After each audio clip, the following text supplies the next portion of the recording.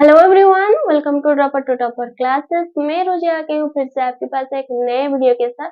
तो चलिए जानते हैं जो एसएससी एमटीएस हवलदार की एग्जाम चल रही है अभी, उसमें जो सारे आर्टिकल आए हैं, आर्टिकल आ रहे हैं एग्जाम में, उस बारे में देखेंगे। वो सारे आर्टिकल को डिस्कस करेंगे, कौन कौन से आर्टिकल आ रहे, कौन कौन सा आर्टिकल हमारे लिए इम्पोर्टेंट है, हम कौन कौन से आर्टिकल पढ़ के चले आगे, जो कि हमारे लिए एग्जाम में हेल्पफुल रहेगा।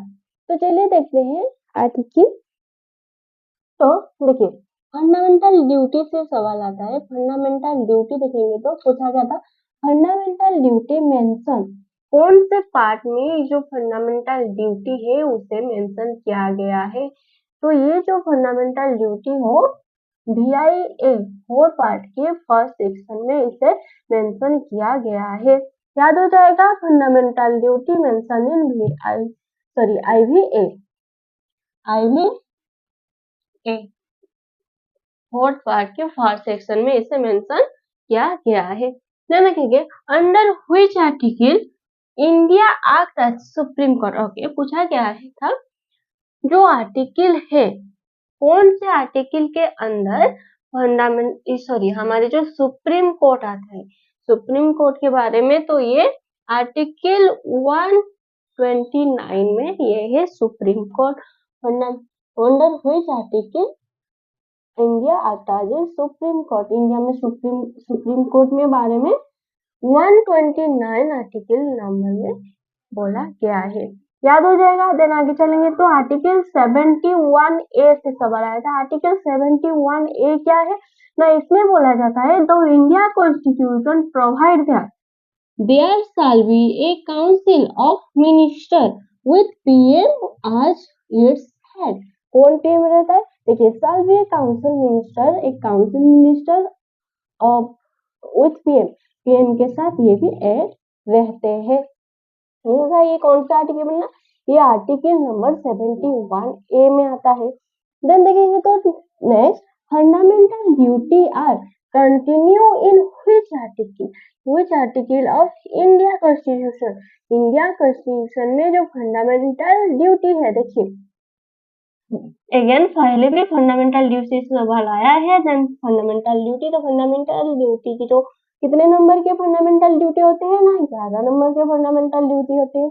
तो 11 नंबर के जो फंडामेंटल ड्यूटी है, वो सारे को हमें क्या करना है, वो सारे को हमें देख के एग्जाम देने जाना है। क्योंकि फंडामेंटल ड्यूटी से सवाल आ रहे हैं, तो अंदर जो 11 फंडामेंटल ड्यूटी, पहले हमारे कितने फंडामेंटल ड्यूटी थे ना, पहले हमारे 10th फंडामेंटल ड्यूटी थे, ऐड हुआ है, और एक 11 नंबर ऑफ फंडामेंटल ड्यूटी हमारे अभी टोटल है। तो उस सारे को देख के हमें चलना है। तो यहाँ पे पूछा गया है, fundamental duty are continue in which article of India constitution. India constitution के कौन से आर्टिकल में फंडामेंटल ड्यूटी के बारे में लिखा गया है। तो ये कौन सा आएगा, आर्टिकल 51A। कौन से ना, आर्टिकल 51A में फंडामेंटल ड्यूटी मेंशन है, वहां पे फंडामेंटल ड्यूटी के बारे में लिखा गया है। याद हो जाएगा। आगे चले। ओके, देखिए, the term of office of president, किसके ऑफिस के बारे में पूछा गया है, office of president are related. तो यहाँ पे आर्टिकल जो ऑफिस ऑफ प्रेसिडेंट के ऑफिस, ये कौन सा आर्टिकल में लिखा गया है उसके बारे में। तो आर्टिकल 59 में प्रेसिडेंट के जो ऑफिस है, ऑफिस ऑफ प्रेसिडेंट के बारे में वहां पे लिखा गया है। याद हो जाएगा। Article number 59, office of president, याद हो जाएगा। क्लियर। आगे चले। ओके, आर्टिकल 23 देखिए, आर्टिकल 23 ये जो है prohibition human trafficking and force labour, इसमें जो ह्यूमन ट्रैफिकिंग होता है और फोर्स लेबर होता है, हो उसके ऊपर पाबंदी लगाए गए हैं। कौन से आर्टिकल में ना, आर्टिकल 23 में। आर्टिकल 23 प्रोहिबिशन ऑफ जो हमारे human trafficking and force labour, याद हो जाएगा। Human trafficking and force labour, ये कौन सा आर्टिकल में, ये आता है आर्टिकल 23 में। क्लियर। देन देखिए आर्टिकल 214, आर्टिकल 214 है था, तो आर्टिकल 214 में क्या, high court of every state. तो इसमें क्या गया है, जो हाई कोर्ट है वो एवरी स्टेट, प्रत्येक स्टेट में रहेगा, ये मेंशन कहा हुआ है ना, आर्टिकल 214 में ये 214 में ये मेंशन है, 214 में ये लिखा गया है high court for every state. याद रखिएगा। आगे चले देखिए आर्टिकल 125, देखिए ये आ गया आर्टिकल 214 125 देखेंगे तो supreme court salary, supreme court के सैलरी के बारे में लिखा गया है आर्टिकल 125 में। देन देखते हैं article 77, article 77 transaction of government of India, याद रखिए। देन आर्टिकल 5 देखेंगे, आर्टिकल 5 क्या है ना, सिटीजनशिप, आर्टिकल 5 में लिखा गया है सिटीजनशिप। देन देखिए आर्टिकल 46, आर्टिकल 46 में क्या है, promotion of educational economic interest for schedule caste, schedule tribes, other weaker section. क्या बोला, जो आर्टिकल 46 है इसमें बोला गया है promotion of educational and economical, education के अंदर, इकोनॉमी के अंदर इंटरेस्ट किसका लाना है ना, किसका लाना है ना, schedule caste, schedule tribes and other weaker section, जो भी शेड्यूल कास्ट है, शेड्यूल ट्राइब्स है और जो वीकर सेक्शन है उन सारे को प्रमोशन कहाँ करना है ना, एजुकेशनल और इकोनॉमी, ये सारे में उनके इम्प्रूवमेंट करना है, उनके इंटरेस्ट लाना है। ये किस आर्टिकल में लिखा गया है ना, ये लिखा गया है आर्टिकल 46 में। ओके देखिए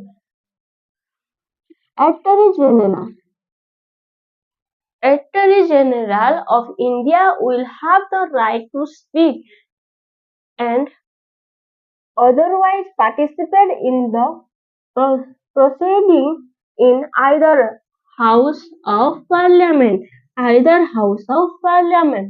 तो ये क्या बोला गया है, जो अटॉर्नी जनरल, ये क्या होता है, ये इंडिया, ये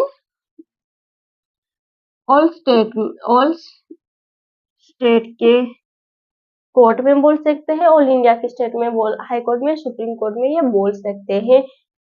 देन यहाँ पे बोला गया जो India will have the right speak otherwise participate in other proceeding, कहाँ पे ना, house, either house, both Rajya Sabha, Lok Sabha, जो लोअर हाउस, अपर हाउस है हमारे, बोथ हाउस में ये बोल सकते हैं अटॉर्नी जनरल। ये किस आर्टिकल में लिखा गया है, किस आर्टिकल के तहत इनको ये राइट्स दिए गए हैं, ये पूछा गया। तो ये आर्टिकल 88 में ये लिखा गया है कि अटॉर्नी जनरल जो है इंडिया विल हैव राइट, उनको राइट दिया गया है to speak and otherwise participate in proceeding either house of parliament, either house of parliament में ये पार्टिसिपेट कर सकते हैं और ये बोल सकते हैं, किसके तहत ना, आर्टिकल 88 में ये लिखा गया है। याद हो जाएगा। देखिए देखते हैं article 21 article 21 protect of life and personal liberty, हमारे लाइफ में जो personal liberty, life and personal liberty, personal space, ये कहाँ है, ये है आर्टिकल 21 में। आर्टिकल 23 देखे थे, वहां पे क्या हुआ था ना, आर्टिकल 23 में prohibition of human trafficking and force labour, कोई भी हमारे मर्जी के बिना हमें काम नहीं करा सकता, किसी भी क्षेत्र में हो, किसी भी जगह हो, हमें हो फोर्सफुली काम नहीं कर सकता, ये हमारे राइट से हम जहाँ चाहे हमारे स्व इच्छा से हम क्या कर सकते हैं, काम कर सकते हैं। ये कहाँ लिखा गया है ना, आर्टिकल 23 में ये लिखा गया है, हमें कोई फोर्सफुली काम नहीं करा सकता। देन आर्टिकल 21 में लिखा गया है protect of life and personal liberty, ये हमारे पर्सनल लाइफ जो है उसे प्रोटेक्ट करना है, आर्टिकल 21। चलिए देखते हैं आर्टिकल 363, आर्टिकल 366 इसमें क्या गया, deal with financial emergency, article 366 ये क्या है, सॉरी 360, ये 360 है, आर्टिकल 360 ये deal with financial emergency. Then देखेंगे आर्टिकल 79, इसमें क्या है ना, कॉन्स्टिट्यूशन ऑफ पार्लियामेंट इसमें मेंशन है, इसमें आर्टिकल 79। तो ये सारे थे जो आर्टिकल हमारे एसएससी एमसीएस हवलदार में इनमें से बार बार क्वेश्चन आ रहे हैं। तो चलिए जानते हैं, एक लिए रैपिड रिविजन कर लेते हैं जिससे कि आपके माइंड में ये सेट होके रह जाएगा, जब नेक्स्ट एग्जाम में आएगा तो आपको याद आ जाएगा। चलिए देखते हैं।